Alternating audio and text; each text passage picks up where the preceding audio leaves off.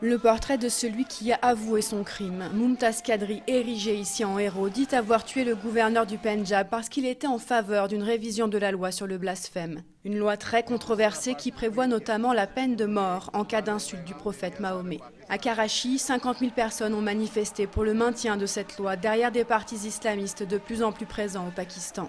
2 jours plus tôt, à Rawalpindi, dans la banlieue d'Islamabad, le père du tueur était acclamé par la foule. Nous tous, nous aimons notre prophète. Aujourd'hui, nous apportons des fleurs à la famille de Mumtaz Qadri, car nous voulons annoncer que Mumtaz Qadri n'est pas seul. Tout a commencé quand l'histoire de cette chrétienne, désormais célèbre, est parue dans la presse. Asia Bibi a été condamnée en première instance à la peine de mort par pendaison il y a 2 mois pour avoir blasphémé contre le prophète Mahomet.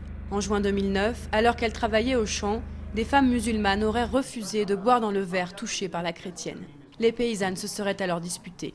Lorsque la sentence est tombée, elle a reçu de nombreux soutiens. Salman Taseer, le gouverneur assassiné, lui avait rendu visite en prison au mois de novembre. Ce blasphème n'a pas eu lieu.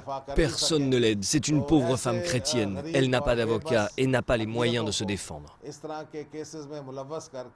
Le gouverneur du Pendjab avait aussi annoncé qu'il présenterait une demande de grâce présidentielle en faveur de la condamnée à mort, s'exposant ainsi à la colère des islamistes. Son assassinat, en plein cœur d'Islamabad, a été un choc pour les défenseurs des droits des minorités.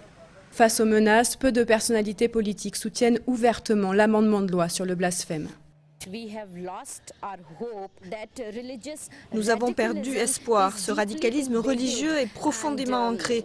Et pour une minorité religieuse, c'est très difficile. Parce que nous n'occupons pas de postes importants, nous n'appartenons pas aux classes riches. La députée libérale Chéri Rehman, qui avait présenté une proposition de loi en novembre pour mettre fin à la peine de mort en cas de blasphème, a reçu des menaces. Affaibli, le gouvernement préfère miser sur la stabilité politique. Il a réaffirmé que la loi ne serait pas modifiée. Le pape Benoît XVI, quant à lui, a demandé au Pakistan de l'abroger.